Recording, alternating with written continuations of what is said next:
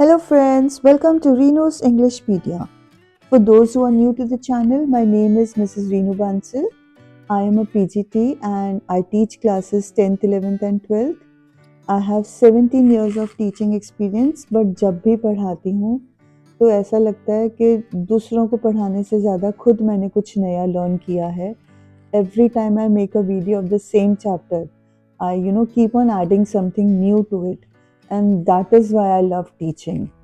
So anyways, today we are going to do the chapter Father to Son, and it is written by Elizabeth Jennings. She is an English poet. This poem, she has made it very clear that it is not an autobiographical poem, but although she did suffer some kind of a mental illness, her experiences contributed to the themes on which she writes on. मतलब उसकी खुद की कहानी नहीं है, but जो भी उसने लाइफ में एक्सपीरियंस किया तो उसके ऊपर उसको लिखना, पोएम्स लिखना ज़्यादा आसान लगा. और उसकी पोएम्स में उस she believed in Roman Catholicism, and उसकी पोएम्स उसके उस बिलीफ को बहुत ज़्यादा रिफ्लेक्ट करते हैं. तो let us start with the explanation of the poem. So basically, this poem revolves around an estranged relationship between a father and his prodigal son. Estranged relationship का मतलब होता है जो उनका रिश्ता है वो टूटा हुआ है. प्यार चाहे दोनों में बहुत है, पर दोनों में कोई अंडरस्टैंडिंग नहीं है. एंड प्रोडिगल सन जो है, ये मैं आपको इसका एक्सप्लेनेशन दूंगी. It's actually a biblical reference. Anyways, they have been living in the same house for years. अब जो बेटा है वो बड़ा हो गया है और वो अपनी लाइफ में बिजी है. उसको इधर उधर घूमना, अपनी लाइफ जीना ज़्यादा पसंद है. जो फादर है वो अपने बेटे के साथ एक रिलेशनशिप रीबिल्ड करना चाहता है. वो अपने बेटे से उम्मीद रखता है, वो खुद भी चाहता है कि वो जो उनके बीच में मिसअंडरस्टैंडिंग्स थी, बिटरनेस था, गुस्सा था, वो हर चीज़ को भूल जाएं. And they should try and bridge the gap between them. Bridge the gap between them मतलब दोनों के बीच की दूरियां को ख़त्म करें. एंड दोनों मतलब बेटा भी ये चाहता है, बेटा भी अपना हाथ बढ़ाता है फादर की तरफ, फादर भी अपना हाथ बढ़ाता है बेटे की तरफ. बट उनके जो एफर्ट्स हैं, because of lack of communication, it all goes down the drain. बिल्कुल भी यूजफुल नहीं होते हैं, बिल्कुल भी इफ़ेक्टिव नहीं होते हैं उनके एफर्ट्स.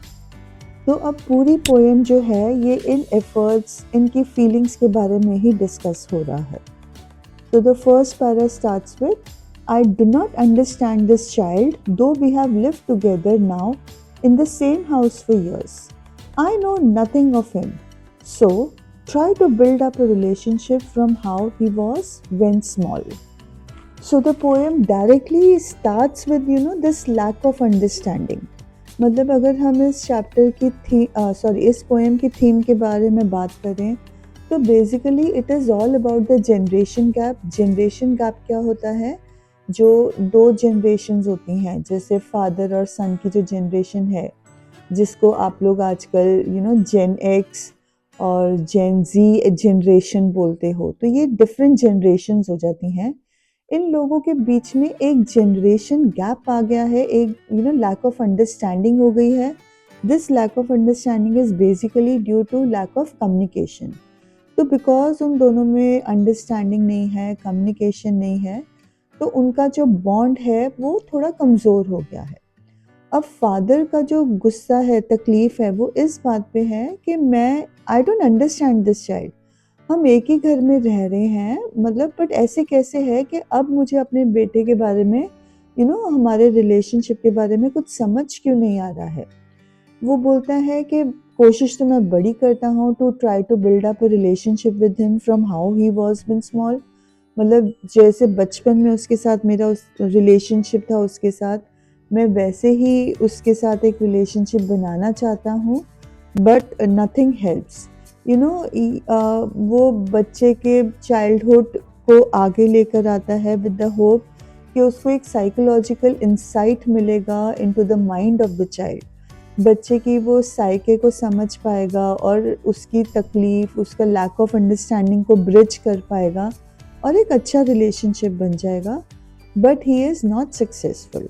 यहाँ पे हमें अटेंशन देना है to the phrase this child, because this child जो है वो उसका इरिटेशन बच्चे के साथ, जो उसके अपने बेटे के साथ इरिटेशन है वो नज़र आ रहा है।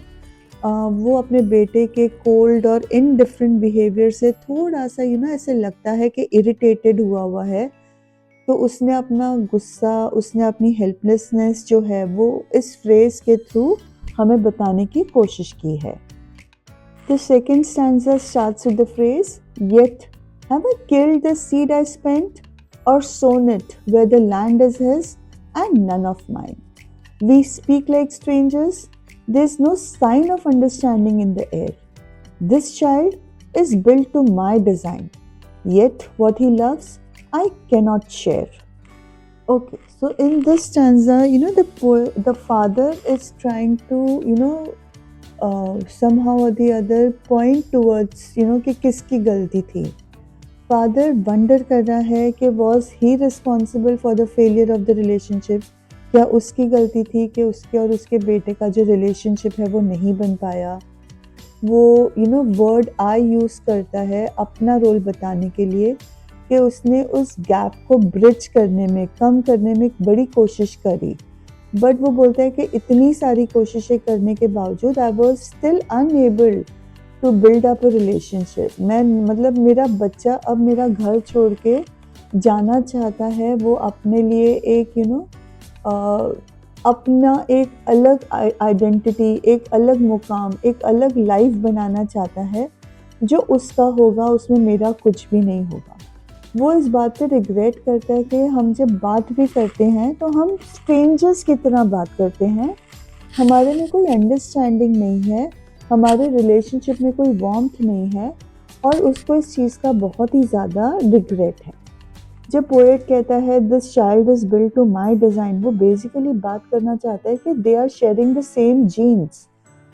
जो बेटा है वो फादर की जीन्स शेयर करता है। फादर ने उसकी सोच समझ को बचपन में आकार दिया होगा, अपने कल्चर, अपने वैल्यूज़, ये सारी चीज़ें बच्चे को दी होंगी, बट बड़े होने के बावजूद in spite of all this nurturing and love, care and genes and everything, but still जब बड़े होने के बाद जो बेटे की लाइक्स और डिसलाइक्स हैं, जो उसके लव हैं, वो फादर ना तो उनको समझ पा रहा है, ना ही उनको लाइक कर पा रहा है।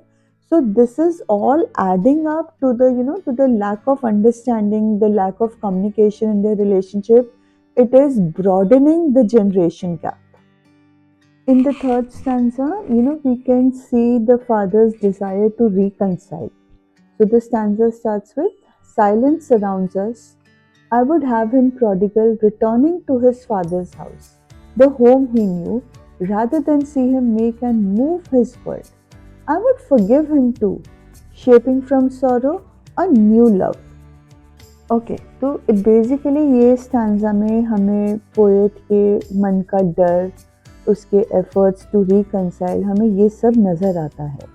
वो बोलता है कि हम दोनों जब इकट्ठे होते हैं तो हमारे आसपास जो होता है वो सिर्फ साइलेंस होता है, और फादर की जो इच्छा है वो ये है कि बेटे को इधर उधर भटकना नहीं चाहिए। He should not roam around here and there, but he should return to his father's house as soon as possible, even though the son is a prodigal child. Prodigal का मतलब होता है कि prodigal is, I've already told you, it's a biblical story, जिसमें जो बच्चा था, he squanders away all the money, but still he is accepted by the father. Father को ये डर है कि अगर बेटा मेरे घर से चला गया तो वो अपने लिए एक न्यू वर्ल्ड बना लेगा, एक न्यू लाइफ बना लेगा, जिसमें मेरा connection with my son would be totally broken. मेरा टच अपने बेटे के साथ, I would know longer be in touch with my son. अब ये जो डर है ये फादर को इंसाइट करता है। इंसाइट मतलब उनको उत्सुक बनाता है to forgive his son at any cost, जब एज लॉन्ग एज वो अपने बेटे के साथ एक न्यू लव डेवलप कर सके, in spite of this long standing sorrow, अगर वो एक न्यू लव डेवलप कर सके तो father is ready to do anything. तो बेसिकली ये जो फादर का फियर है, फादर का डिजायर है, this is what is being expressed in this stanza. In the last stanza, we again return to the helplessness of the father. Poet कहते हैं, father and son, we both must live on the same globe and the same land. He speaks, I cannot understand myself why anger grows from grief. We each put out an empty hand, longing for something to forgive. One thing you must note over here is जब father अपनी बात कर रहे हैं तब वो आई बोल रहे हैं, बट इस स्टैंजा के जो थर्ड लाइन है उसमें वो बोल रहे हैं he speaks. Over here he refers to the son. अब सन ये बात कह रहा है कि मुझे नहीं समझ में आ रहा है कि मुझे भी अपने फादर के साथ रिश्ता कमज़ोर होने पे दुख होना चाहिए, but how is it possible कि मुझे इस दुख से गुस्सा आ रहा है. मतलब what is the reason for my anger, how is it possible कि grief is giving birth to anger. So दोनों की जो हेल्पलेसनेस है to forge a new bond, वो ये वाली लाइंस में नज़र आते हैं कि even the child desires to have a good bond with the father, but वो उसका पॉसिबल नहीं हो पा रहा है. Okay, coming to the first two lines, father and son, we both must live on the same globe and the same land. इसका मतलब है that they are going to share the same living space. उनकी धरती एक है, वो जिस planet पे रह रहे हैं वो एक है, उनकी जिस city में रह रहे हैं वो एक है, but वो दोनों एक घर में रह नहीं पा रहे हैं. तो father अपना helplessness बता रहा है, वो अपने बेटे को समझाना चाह रहे हैं कि जब हम एक ही ज़मीन पे रह रहे हैं, जब हम एक ही स्पेस ऑक्यूपाई कर रहे हैं, तो हमारे अंदर भी अंडरस्टैंडिंग होनी चाहिए. अब ये बात सुन के बेटा भी रिस्पॉन्ड करता है कि पापा मैं भी रिश्ता चाहता हूँ, बट मुझे नहीं समझ में आ रहा है why am I becoming so angry, why is my grief leading to anger. अब लास्ट में फादर बोलते हैं कि ऐसा नहीं है कि सिर्फ मैं एफ़र्ट कर रहा हूँ, मेरा बेटा भी एफ़र्ट कर रहा है कि हम दोनों के बीच में एक रिश्ता बने. हम दोनों एक दूसरे को फ़ॉरगिव करना चाहते हैं, माफ़ी देना चाहते हैं, बट हमें ये काम करना कैसे है, हमें ये समझ में नहीं आ रहा है. तो हमारे जो एफ़र्ट्स हैं they are all going in vain, वो बिल्कुल यूज़लेस हो रहे हैं. उन दोनों के बीच में एक वैक्यूम क्रिएट हो गया है. वैक्यूम मतलब अ डिस्टेंस क्रिएट हो गया है, एंड एम्प्टीनेस क्रिएट हो गया है, जिसको वो किसी भी तरीके से कंप्लीट नहीं कर पा रहे, भर नहीं पा रहे, उसको ब्रिज नहीं कर पा रहे. So with this understanding of the poem, let us discuss the theme. तो इसका फर्स्ट थीम जो है that is deterioration of human relationships that leads to grief, anger and further alienation. मतलब जब ह्यूमन रिलेशनशिप्स ख़राब होते हैं तो उनके ख़राब होने से किसी को भी खुशी नहीं मिलती. ये जो ख़राब रिलेशनशिप्स होते हैं दे लीड टू ग्रीव, दुख की तरफ लेकर जाते हैं, गुस्से की तरफ लेकर जाते हैं, और दुख और गुस्सा जो है वो हमारे रिलेशनशिप को और भी ज़्यादा ख़राब कर देते हैं. अब इसके पीछे कारण क्या है? हमारे जो चेंजिंग लाइफस्टाइल्स हैं, हमारी जो सोच समझ है, हमारे पेरेंट्स की सोच समझ और हमारी सोच समझ में बहुत डिफरेंस आ गया है. ये difference can be seen through the generation gap. ये डिफरेंस जो आजकल के बच्चे हैं उनकी सोच में जो पड़ा है, that is due to the social influence. कई बार सोशल इन्फ्लुएंस इतना बैडली अफेक्ट करता है कि पेरेंट और चाइल्ड का रिलेशनशिप अफेक्ट हो जाता है. And finally it is poor upbringing. Sometimes parents चाहकर भी अपने बच्चे को वो संस्कार नहीं दे पाते हैं जिससे उनके बीच की जो दूरियां हैं वो पॉजिटिविटी की तरफ टर्न हो जाएं. So these all things can be seen in this poem. So with this we come to the last topic, that is literary devices of this poem. So the first literary device in this poem is a metaphor. Metaphor क्या होता है? जब हम किसी चीज़ को किसी और चीज़ के साथ कंपैरिजन करते हैं indirectly. We imply a comparison. हम डायरेक्टली नहीं स्टेट करते हैं कि ये चीज़ वैसी है, हम इनफैक्ट ये एज्यूम कर लेते हैं, उसको डायरेक्टली कह देते हैं कि ये तो वही चीज़ है. तो यहाँ पे in the lines, yet have I killed the seed I spent or sown it where the land is his and none of mine. ये वाली लाइन्स में जो हमारा फर्स्ट पोएटिक डिवाइस आ रहा है that is metaphor. Metaphor is present in 3 words, seed, sown and land. यहाँ पे जो फादर के एफर्ट्स हैं to build a relationship with his son, तो वो बेसिकली सीड एंड सोन के थ्रू शो होता है। Seed is the efforts and sown is कि उसने जहाँ जहाँ पे मेहनत करी, तो यहाँ पे फादर के एफर्ट्स ये वर्ड्स में नजर आते हैं। जो लैंड है that refers to the son's heart. तो बिकॉज हमने कंपैरिजन नहीं किया है, हमने डायरेक्टली एज्यूम किया है कि ये वही चीज़ें हैं, तो इसीलिए यहाँ पर मेटाफर है। In the next line, I would have him prodigal returning to his father's house. यहाँ पे poetic device है metaphor and illusion. Again, metaphor and illusion both are there in the words prodigal. Prodigal illusion है because it's a biblical reference. हमने Bible को allude किया है, refer किया है to a story in the Bible, इसलिए illusion है। metaphor है क्योंकि हमने जो फादर का बेटा है उसको उस prodigal sun in the Bible के साथ इम्प्लाइड कंपैरिजन किया है, तो इसीलिए यहाँ पे मेटाफर भी है। Again in the line the seed I spent or sown it where and the line silence surrounds us, इसमें एलिट्रेशन लिटरेरी डिवाइस है। एलिट्रेशन होता है repetition of the same sound. बहुत बार मैंने कई बार एक्सप्लेन किया है, alliteration is not the repetition of the same alphabet, it refers to repetition of the same sound specially at the beginning of words. अगर मिडिल में आता है एलिट्रेशन तो उसको जनरली एसोनेंस और कंसोनेंस का हम नाम देते हैं। एलिट्रेशन जो होता है वो generally eight the beginning of words होता है।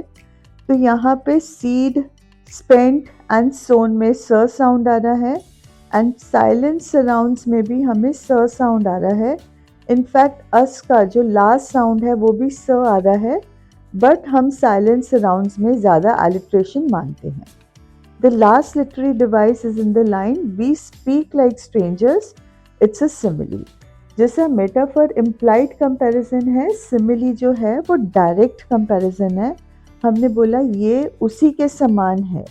यहाँ पे फादर और सन के रिलेशनशिप में कंपैरिजन है with the relationship of strangers. दोनों स्ट्रेंजर से जैसे बात करते हैं वैसे ही फादर और सन भी आपस में स्ट्रेंजर की तरह ही बात करते हैं, तो यहाँ पे सिमिली यूज्ड है। So with this we come to the end of the poem. I hope that although it's a very simple poem, but अगर फिर भी आपके मन में कोई डाउट था या कोई वर्ड था जो नहीं समझ में आ रहा था, I hope it is now clear. So all the best for your efforts and your exams. Looking forward to meet you all in the next video. Thank you so much for watching.